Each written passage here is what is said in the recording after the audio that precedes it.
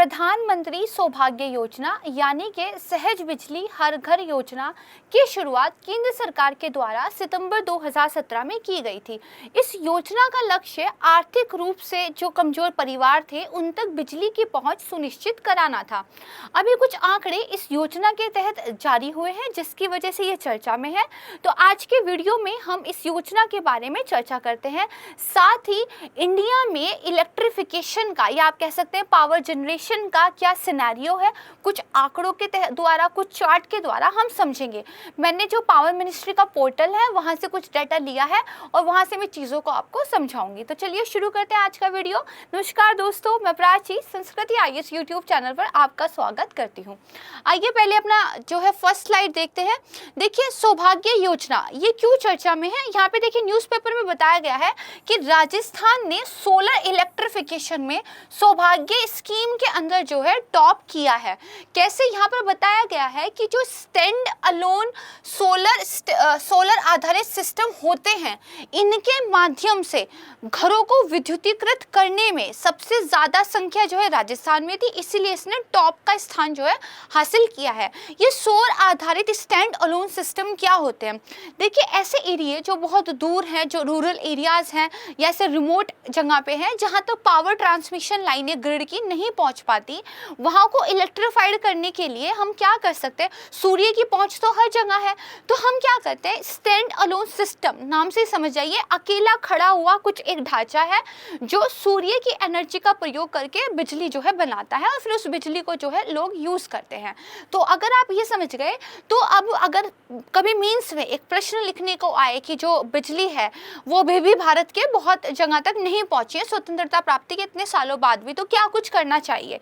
तो एक आप ये भी बता सकते हैं कि जैसे सौर आधारित स्टैंड अलोन सिस्टम की जो टेक्नोलॉजी है इसका यूज करके वहां तक बिजली पहुंचानी चाहिए और एग्जाम्पल में आप राजस्थान का नाम लिख सकते हैं। इसी प्रकार से आंसर राइटिंग करनी चाहिए और इसी प्रकार से लिखने पर मार्क्स जो है मिलते हैं।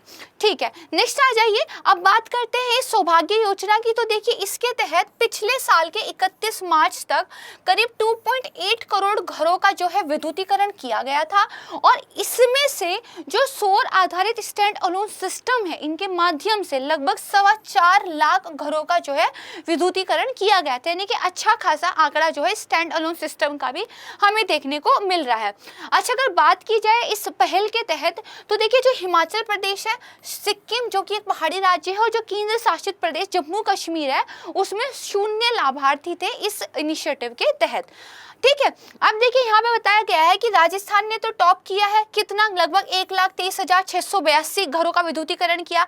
इसके बाद छत्तीसगढ़ का नाम आता है, फिर उत्तर प्रदेश, देन असम, बिहार और महाराष्ट्र आते हैं। इसके बाद उड़ीसा और मध्य प्रदेश का जो है नाम आता है। छत्तीसगढ़ का वर्ड जो है ध्यान रखिएगा क्योंकि आगे मैं आपको एक मैप दिखाऊंगी, वहां पर हम इसका यूज करेंगे। अब देखिए सौभाग्य योजना, प्रधानमंत्री सहज बिजली हर घर योजना, आर्थिक तौर पर कमजोर परिवारों को निःशुल्क बिजली का कनेक्शन दिया जाएगा। इसके अलावा देखिए अभी आर्थिक रूप से कमजोर परिवारों को पता सरकार कैसे निकालती है, तो हमारे पास क्या है आर्थिक जनगणना के आंकड़े हैं। उन आंकड़ों से हम जो है एक तरीके से सोशली इकोनॉमिकली बैकवर्ड फैमिलीज हैं उनका पता निकाल लेते हैं, तो और फिर उनको जो है स्कीम्स का बेनिफिट देते हैं। अगर मान लीजिए कोई परिवार उसके तहत नहीं आता है बट वो फिर भी जो है बिजली चाहता है, अब तक उसके पास बिजली पहुंचे नहीं है, तो 500 रुपये का भुगतान उसको करना होगा और वो योजना का लाभ ले सकता है। अगर मान लीजिए वो 500 रुपये भी नहीं दे सकता तो वो 10 किश्तों में यानी कि 500 रुपीज़ हर महीने भी जो है किश्त का भुगतान करके इस स्कीम को ले सकता है। यही बताया हुआ है कि अन्य ग्रामीण परिवारों को 50 रुपये मासिक किस्त पर जो है बिजली का कनेक्शन दिया जाएगा। गाँव-गाँव में कैंप लगाकर हर घर को कनेक्शन दिया जाएगा और घरों तक बिजली पहुँचाने के लिए जो खंबा और तार का खर्चा होगा उसको सरकार वहन करेगी। ठीक है, ये आप समझ गए। अब सौभाग्य योजना क्या है, थोड़ा सा इसके बारे में देख लेते हैं। क्या है, इसका शुभारंभ किसने किया था। ग्रामीण और शहरी क्षेत्रों में सार्वभौमिक घरेलू विद्युतीकरण को सुनिश्चित करने के लिए किया गया था। देखिए प्रधानमंत्री सहज बिजली हर घर योजना जो है इसकी जो निर्धारित समय सीमा थी वो तो अब समाप्त हो गई है, इसको आगे के लिए सरकार ने नहीं बढ़ाया है, लेकिन बिजली मंत्रालय ने एक आंकड़ा दिया था और उसमें बताया था अभी भी लगभग 1.5 लाख घर ऐसे हैं जहां तक बिजली का कनेक्शन नहीं पहुंचा है। ठीक है, अभी भी चीजें रहती हैं। इसके बाद देखिए, सार्वभौमिक घरेलू विद्युतीकरण के लिए हमें क्या करने की जरूरत है? लास्ट मील कनेक्टिविटी करने की जरूरत है। योजना का जो परिव्यय हुआ था वो लगभग 16,320 करोड़ रुपए हुआ था। ठीक है, शुरू कब किया गया था? मैंने आपको बताया सितंबर 2017 में। खत्म इसको देखिए दिसंबर 2018 में ही करना था, लेकिन बाद में क्योंकि टारगेट पूरे नहीं हो पाए थे तो उसकी समयावधि को 31 मार्च 2019 तक जो है बढ़ा दिया गया था। ध्यान ये रखिएगा, कनेक्शन से वंचित तो घर अभी भी है, मैंने बताया 1.5 लाख है, लेकिन उनको इस योजना के तहत बिजली कनेक्शन अब नहीं दिए जाएंगे, क्योंकि हाल ही में जो बजट पेश हुआ है उसमें इस योजना के लिए कोई आवंटन नहीं किया गया है। ठीक है, ये ध्यान रखिएगा।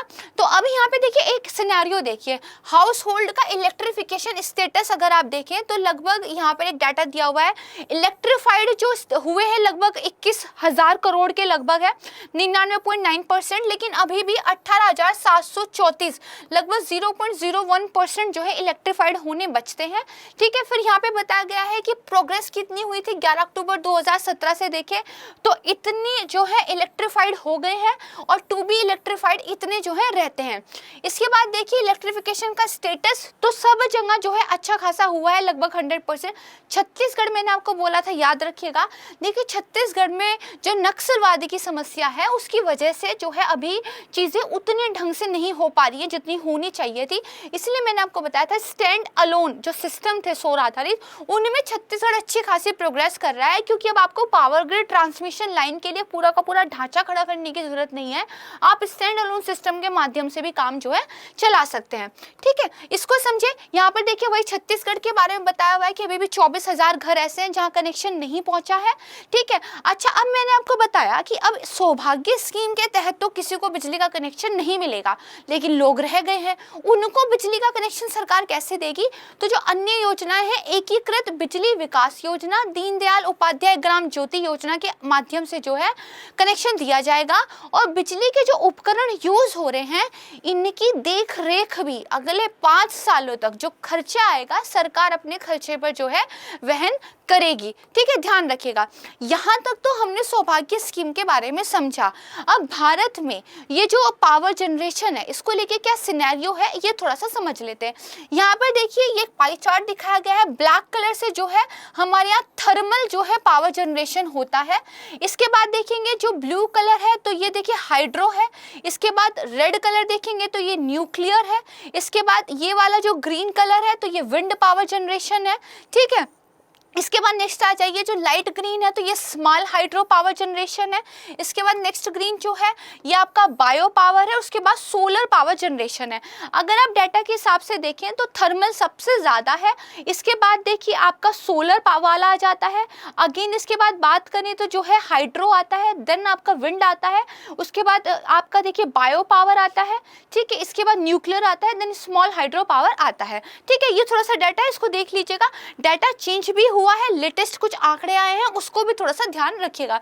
यहाँ पर देखिए पोर्टल से मैंने एक मैप लिया है, इसमें ब्लैक कलर की जो डॉट दिखाई गई है ये थर्मल पावर जनरेशन को जो है बेसिकली रिप्रेजेंट करती है। ब्लू कलर की जो डॉट है वो हाइड्रो पावर जनरेशन को बेसिकली रिप्रेजेंट करती है। रेड कलर की जो डॉट है वो न्यूक्लियर पावर जनरेशन को जो है रिप्रेजेंट करती है। इसके बाद आ जाइए जो हमारे यहाँ हाइड्रो इलेक्ट्रिसिटी है उसमें उसकी जो टोटल इंस्टॉल्टेड कैपेसिटी है उसमें क्या रहा है सीन। तो 1947 से देखिए मैंने आपको दिखाया 508 मेगावाट के लगभग ये था, ये बढ़ा है। ठीक है, अगर आप देखेंगे 2007 से लेकर लगभग 2008 के बीच में काफी अच्छा खासा इंक्रीज हुआ। इसके बाद आप देखेंगे तो ग्रोथ हुई है और ये थोड़ा सा जो है स्थिर है। क्यों? क्योंकि गवर्नमेंट जो है रिन्यूएबल एनर्जी पर ज्यादा फोकस कर रही है। इसके बाद नेक्स्ट आ जाइए, अगर हम थर्मल कैपेसिटी की बात करें तो अगेन ये देखिए यहाँ से यहाँ तक एक अच्छी खासी ग्रोथ हुई थी। फिर आप देखेंगे 2012 से लेकर लगभग 2017-18 तक भी एक शार्प इंक्रीमेंट देखने को मिलता है, लेकिन उसके बाद ये थोड़ा सा क्या है स्टेबल हो जाता है। रीजन मैंने आपको बताया, अब गवर्नमेंट जो है अपने हरित विकास लक्ष्यों की ओर ज्यादा ध्यान दे रही है। ठीक है, नेक्स्ट आ जाइए। इसके बाद क्या दिखाया हुआ है, न्यूक्लियर में कितनी इंस्टॉल्टेड कैपेसिटी है। तो यहाँ पर आप देखेंगे 1947 से लेके 1969 तक तो ये जीरो ही है। ठीक है, उसके बाद थोड़ा सा इंक्रीज हुआ। यहाँ मतलब एक शार्प इंक्रीज हुआ, फिर स्टेबल था, और फिर उसके बाद यहाँ पे 2015 से 16 के बीच में एक इंक्रीमेंट देखने को मिलता है, फिर उसके बाद 18 में भी इंक्रीमेंट था, यहाँ पे फिर ये थोड़ा स्टेबल हो गया है। ठीक है, यानी कि न्यूक्लियर पावर में भी अब गवर्नमेंट थोड़ा सा काम कर रही है। अब ग्रोथ ऑफ इंस्टॉल्ड कैपेसिटी की बात करें टोटल जो आपकी RES है, तो देखिए 2002 तक ये काफ़ी कम था, लेकिन अगर आप देखेंगे 2008-9 से इसमें एक बहुत अच्छा खासा इंक्रीमेंट देखने को मिला है। उसमें भी जो 2016-17 है, यहाँ से तो एक शार्प इंक्रीमेंट आपको देखने को मिलता है। तो डाटा ही हमें बता देता है कि गवर्नमेंट जो है रिन्यूएबल एनर्जी सोर्सेस RES इन पर ज़्यादा फोकस कर रही है, और एक्चुअल में ग्राउंड में रियलिटी देखने को मिल रही है सरकार के प्रयासों की।